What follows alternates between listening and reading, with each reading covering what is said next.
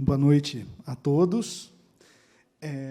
Queria primeiramente agradecer o convite, é um prazer enorme poder estar aqui, realmente depois de tanto tempo difícil, né, que a gente passou aí por 2 anos, sem poder encontrar muita gente, né, dificuldade de verba também para eventos, para tudo, é um momento muito especial poder voltar aqui, poder, né, encontrar bastante gente, ver a casa cheia de novo. Eu tenho a impressão que eu não pisava no Salão Nobre desde o começo da pandemia, então é bem legal voltar, né?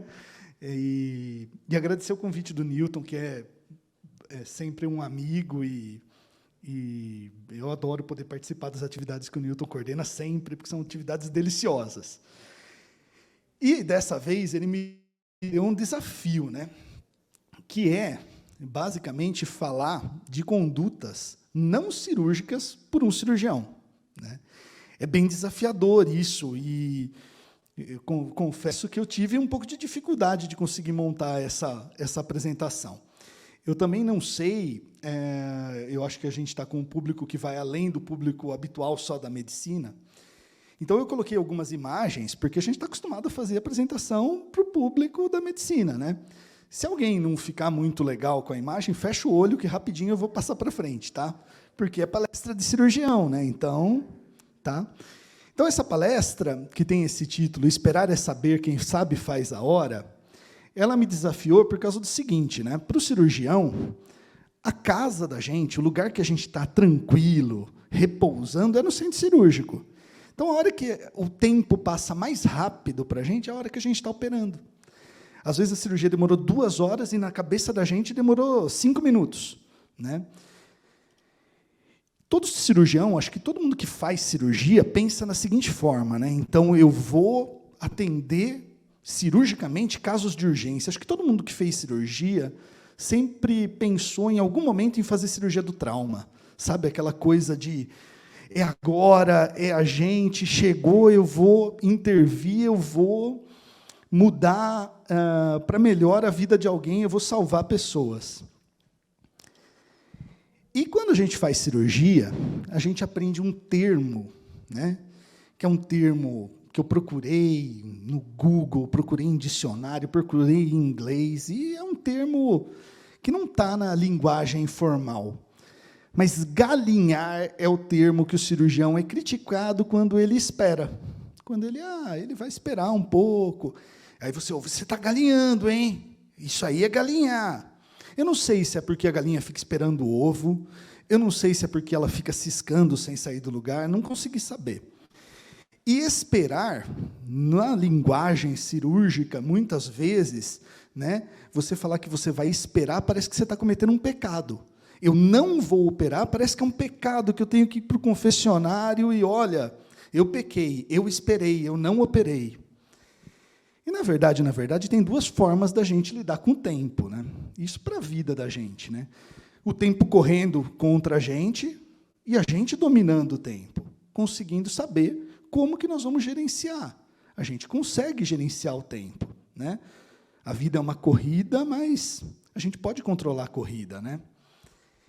E, quando a gente fala em criança, em pediatria, né? Eu sou cirurgião pediátrico, o tempo muda muita coisa, né? Então, o tempo é quem permite com que aquele bebê, alguns anos depois, seja esse rapaz. Então, a gente pode ter o tempo a nosso favor em vários cenários, né? E a gente passa a controlar o tempo. Eu vou dar alguns exemplos para isso, né? Então, tem uma doença que se chama hérnia umbilical, né? Essa hérnia umbilical, ela acontece após o nascimento, porque aquela região do cordão umbilical, e eu vou tentar fazer uma linguagem bem para que quem não seja da área consiga entender, tá? O lugar que fica o cordão do bebê, quando ele cai, né, fica ali um buraquinho, né? E para esse buraquinho tem um nome de hérnia, né? Ela é uma falha no fechamento desse anel herniário, que deveria fechar em todo mundo, né? Por ali pode sair um pedacinho do intestino, fica recoberto de pele, ou pode sair uma gordura do intestino, né, que chama epíplon, né, e causa um abaulamento, né? Típico, todo mundo já viu isso daqui em alguma criança, né? 1/4 dos recém-nascidos desenvolvem hérnia umbilical, né? Isso acontece mais em prematuros, em indivíduos da raça negra, em indivíduos com algumas síndromes ou doenças genéticas. Mas a grande maioria desse povo aí não tem sintoma nenhum, além da protrusão na região do umbigo, né? Pode ter sintomas? Pode. E quando tem sintomas, a história muda um pouco. A criança pode queixar de dor local, geralmente é depois que ela faz um exercício, então ela andou de bicicleta, é uma hérnia bem pequenininha, é aquela gordura que sai de dentro do abdômen, pode sofrer um estrangulamento ali e dói, né? Tem queixas estéticas, e o bullying é uma coisa que pode acontecer, né? Apelidos, etc. Comportamentais, tem criança que adora ficar puxando isso daqui, né? Raríssimos, encarceramento, que é quando sai uma alça de intestino e prende ali, sofre, né? Ou estrangulamento, quando essa alça de intestino realmente sofre um processo de isquemia e de morte, né? O diagnóstico disso daqui é clínico, a gente sempre fala para os colegas, né, médicos, generalistas, tomar cuidado para não confundir isso com uma hérnia supraumbilical ou uma hérnia epigástrica, porque é outra coisa, né? E o tempo, a notícia legal é que o tempo pode permitir com que esse buraquinho se feche espontaneamente. Na maioria dos casos, até os 5 anos de idade, mais de 90% daquelas crianças, o anel herniário se fecha. Uma minoria pode se fechar além dos 5 anos. Então, a gente vê que tem registros aqui antigos, ó, desde antes de eu nascer, ó, mostrando que pode fechar, além dos 5 anos. Isso, fechar espontaneamente, é mais raro se o anel for muito grande, maior que 1,5 centímetro, se tiver muita pele protrusa. Quanto maior a idade, menor a chance de fechar. Crianças que têm outras doenças, a chance de fechar é menor. E crianças que têm um aumento da pressão abdominal, seja porque tem ascite, quando há um acúmulo de líquido no abdômen, ou porque passam por um procedimento que se chama diálise para aquelas crianças que têm problemas renais crônicos. Então, nessa população aqui, a chance de fechar é menor. Mas, olha lá, a grande maioria pode fechar sozinho. Então, o que a gente deve fazer nesses casos é esperar. A conduta, a gente deve aguardar pelo menos até completar 4 anos. A literatura varia entre 4 e 6. A cirurgia em menor de 4 anos é se tiver complicações, né? Mas a grande maioria vai regredir espontaneamente até essa idade. A cirurgia depois dos 4 anos a gente faz se não tiver certeza que o anel está diminuindo. E, em menor de 4 anos, em algumas exceções, como esse caso aqui, né, o nome disso daqui é probóscide, né, que é a trompa do elefante, então, uma hérnia muito grande, né? Nesses casos, a gente acaba operando antes, desde que não haja sinal, após os 2 anos de idade, que isso está involuindo, que está começando a fechar. O tratamento cirúrgico, mais aqui para a população médica, para os nossos alunos da Faculdade de Medicina, é um procedimento simples. Não significa que não tenha riscos. Todo procedimento cirúrgico tem seu risco, né? Anestésico e cirúrgico. Mas é um procedimento simples. A gente faz uma incisão embaixo do umbigo, a gente separa o cordão umbilical, o anel herniário, né? O saco herniário, isolamos ele da cicatriz umbilical e fechamos esse buraquinho com pontos. E depois fixamos a pele à região da cicatriz e a gente atinge um efeito estético muito bom. Outra situação muito, muito, muito comum, né, e que a conduta é esperar, né, é a fimose. A fimose, por definição, é a incapacidade de expor a glande devido ao prepúcio não ser permeável, né? E a gente sabe que essa anatomia da glande do prepúcio muda ao longo do crescimento. E a gente tem algumas classificações, né, que mostram como o que é assim com 1 ano de idade pode ficar assim com 5 anos de idade. A gente tem basicamente 2 tipos de fimose. Uma fimose que é fisiológica, que é primária e que é a que pode resolver sozinho, e que é a grande maior parte dos casos. E esse tipo de fimose que a gente tem uma cicatriz esbranquiçada. Essa daqui é uma doença. Essa daqui precisa ser operada, mas é uma minoria dos casos. E aí, olha, novamente, trabalhos muito antigos mostram que, olha a taxa de resolução até os 15 anos. Aqui, 85% das crianças tinham fimose com menos de 1 ano de idade. E depois, com 11 anos, sem fazer nada, 8% apenas. Então, até 96% dos meninos nascem com fimose. Com 10 anos, menos de 10% mantém fimose. Olha o tempo promovendo mudanças. É um trabalho nosso aqui do grupo que a gente comparou pacientes que estavam na fila para operar. Por quê? Porque, na época, a conduta no serviço era operar todas as crianças que tivessem fimose após sair da fralda. Mas a fila do SUS, né, que a gente tem, fazia com que essas crianças demorassem para ser chamadas para operar. E aí o que a gente vê é que, até a gente conseguir chamar, 45% dessas crianças resolveram sozinho, com o tempo, sem fazer nada, sem gastar uma gota de anestésico, sem gastar um tostão de dinheiro, sem precisar de curativos, sem causar dor, sem nada, sem fazer nada, só com o tempo, né? Depois disso, a gente mudou o nosso protocolo, e o que a gente vê é que, dos que esperaram menos do que 5 anos, a maior parte não resolveu espontaneamente. Aqueles que esperaram mais do que 5 anos, resolveram espontaneamente. Então, o tempo de observação, é o principal fator relacionado à resolução espontânea. Basta esperar, basta controlar o tempo. Além disso, o tratamento conservador com cremes tópicos, né, com corticoides tópicos, tem relatos de mais de 90% de sucesso. Então, olha lá, 96% nascem com fimose. Se a gente não fizer nada, a grande maior parte vai resolver sozinho. Para aqueles que não resolveram sozinho, 90% o creme pode resolver. Basta passar por 2 meses, sob cuidados médicos, orientações médicas, tem que passar do jeito certo, tem que passar na dose certa e no momento certo. E aí você pode chegar em taxas de sucesso de 90%. Creme, você tem de tudo quanto é tipo e os resultados são muito parecidos. Inclusive, tem no posto de saúde. Não precisa ser o creme caro, que eu não vou falar a marca por questões éticas. E o tratamento cirúrgico? É uma cirurgia fácil, é 5 minutos. Vamos operar, vamos sair operando todo mundo.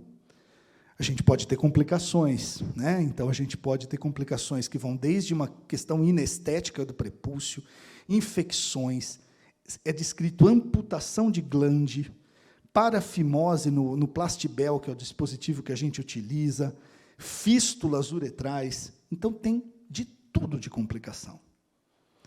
O que a gente usa aqui como guia, né, é, se a fimose for primária e não houver nenhuma condição especial de complicação, e aqui, nessas condições especiais, há um item que chama atenção, que é o desejo da família, que muitas vezes é uma questão religiosa, e a gente respeita isso.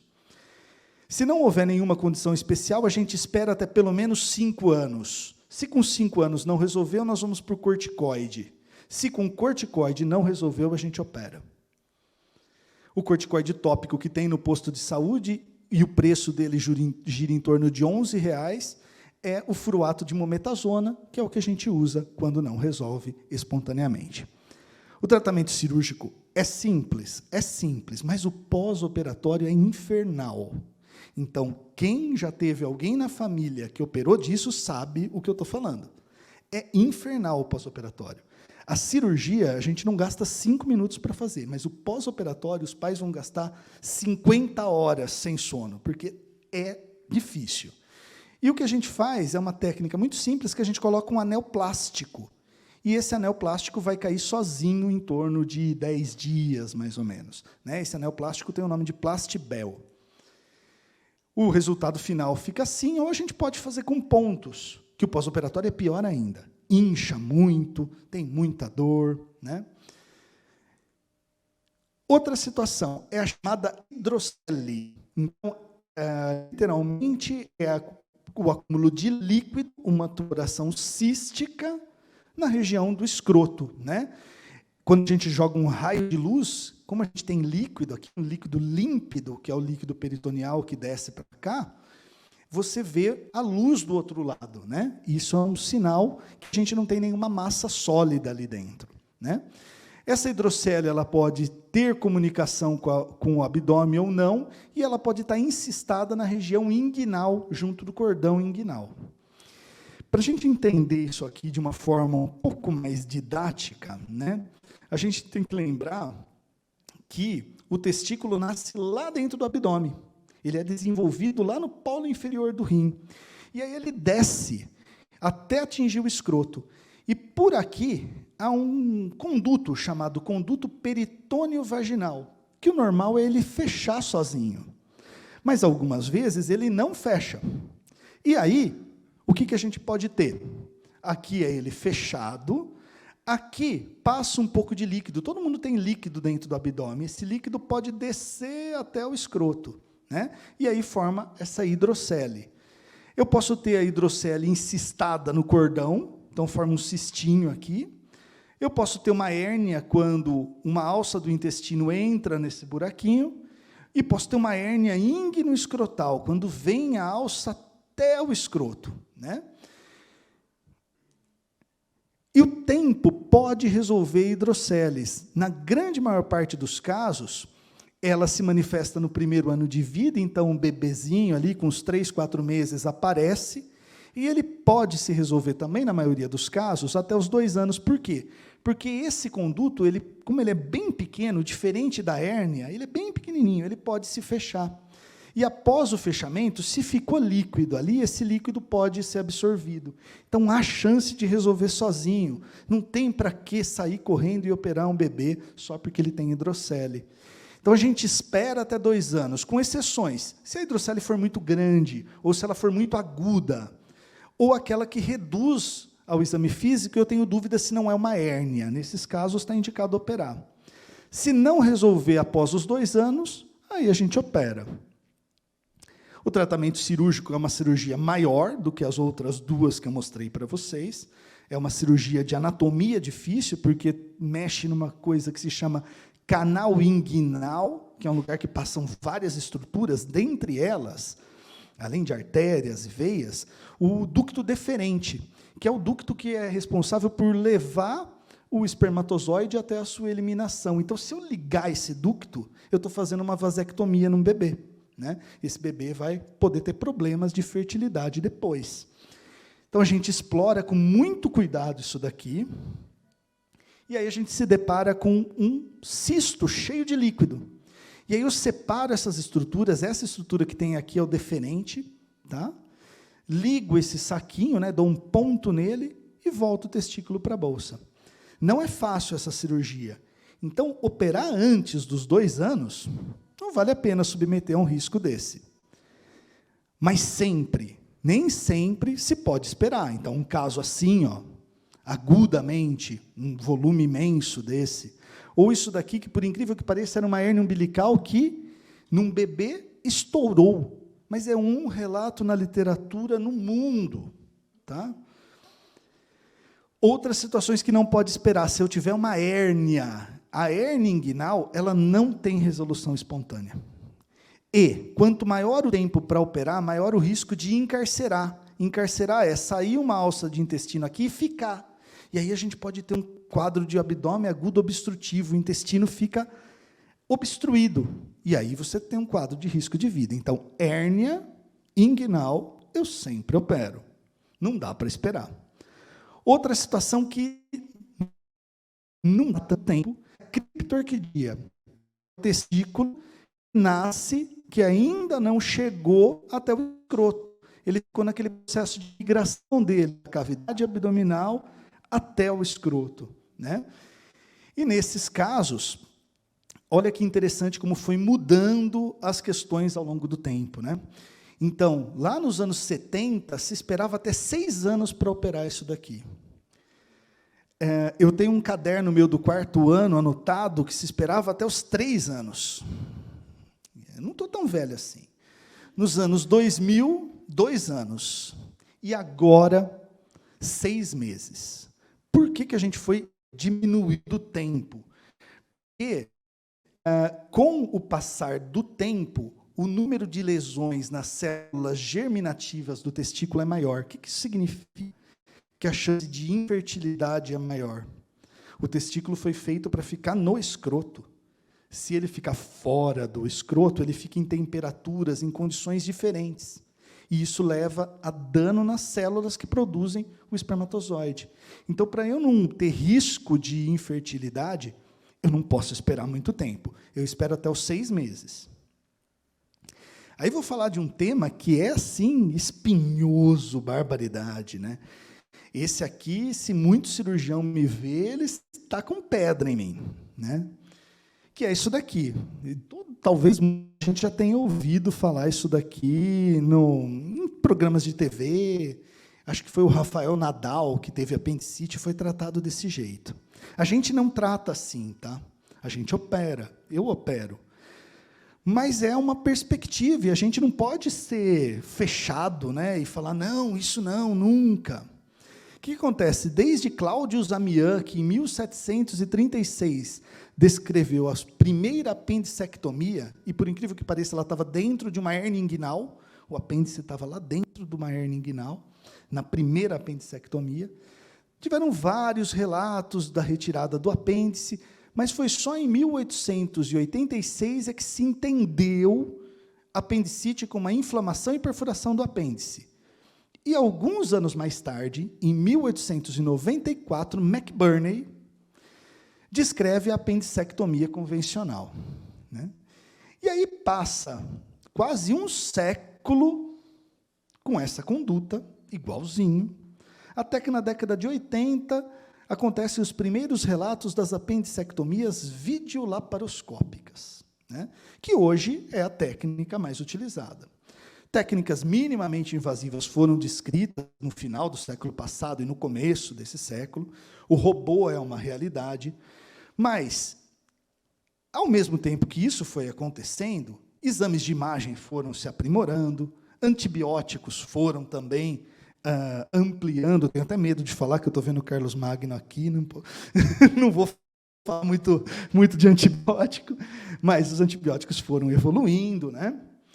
E aparece os primeiros relatos de tratamento não operatório para apendicite em criança, né? E aqui a gente vê que, na última década, isso vem ganhando força. Então, isso pode ser utilizado para apendicite em fase inicial, como um tratamento definitivo. O que a literatura traz para a gente é até 97% de sucesso do tratamento da apendicite na internação. Após 1 ano, 80% de sucesso, ou seja, 20% tiveram alguma complicação e precisaram ser operados. E 50% em 5 anos. Isso aqui é que, para mim, limita bastante o tratamento, né, clínico.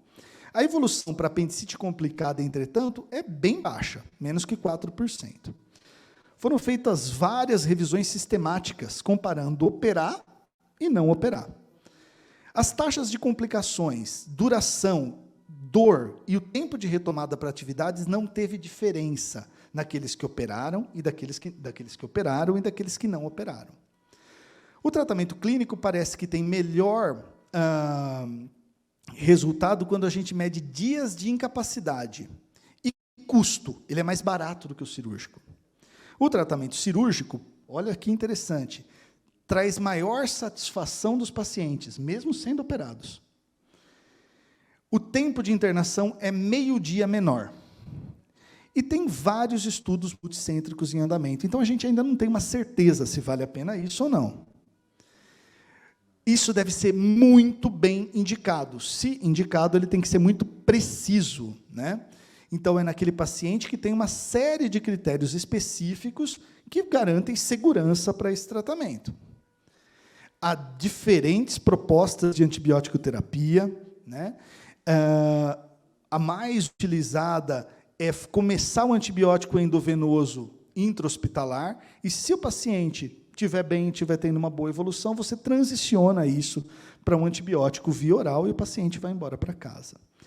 E aí, nesses casos, não é feita a apendicectomia, nem posteriormente. 2 artigos do ano passado, do final do ano passado, colocam isso como uma opção adicional de tratamento para apendicite em fase inicial. A tentativa de manejo clínico inicial é segura e eficiente, não aumenta os riscos de apendicite complicada e está associada a menor tempo de incapacidade e custos. As controvérsias estão em eficácia a longo prazo, porque alguns desenvolvem apendicite novamente e precisam ser operados, e no diagnóstico final de pacientes sem análise histopatológica, o que, em criança, não impacta muita coisa, em adulto, mais. Por quê? Porque tem um risco pequeno de alteração neoplásica, de câncer no apêndice. Em criança, esse risco é menor do que 1%. Aqui, eu acho que, no meu ponto de vista, faz mais sentido quando você tem uma apendicite muito complicada. Então, é o paciente que tem uma massa abdominal, aquilo virou um tumor envolto abdominais, né, cheio de numa história arrastada. E o paciente está ótimo clinicamente, ele só está com dor. E aí, o que acontece? Quando a gente vai operar esse paciente, aquilo está uma grudeira enorme. E a chance da gente dar danos, machucar o intestino ao redor, é grande. Então, talvez a gente fazer um tratamento intervalado, que tratar inicialmente com antibiótico, sair do tiroteio e depois operar, parece que tem sentido. Traz, aqui numa revisão sistemática com 15 ensaios clínicos randomizados, 1.200 pacientes, mostra que a cirurgia intervalada tem menores taxas de complicação e de infecção. Então, para cá, eu acho que tem sentido. Tanto é que, para esse tipo de caso, apesar de os guidelines falar que a decisão tem que ser individual, os dados embasam mais a sua realização, e a maioria dos cirurgiões nos Estados Unidos, nesse trabalho aqui, realizam apendicectomia intervalada nesses casos. Então, apendicite igual a cirurgia talvez mude nos próximos anos. Então, assim, resumindo, né, o que a gente conversou aqui, dá para a gente esperar em casos potencialmente cirúrgicos? Dá, né? Desde que a gente tenha uma indicação precisa, desde que o paciente em questão permita, que as condições do paciente, do momento e do local que eu estou fazendo permitam. Então, eu tenho que acertar exatamente no alvo.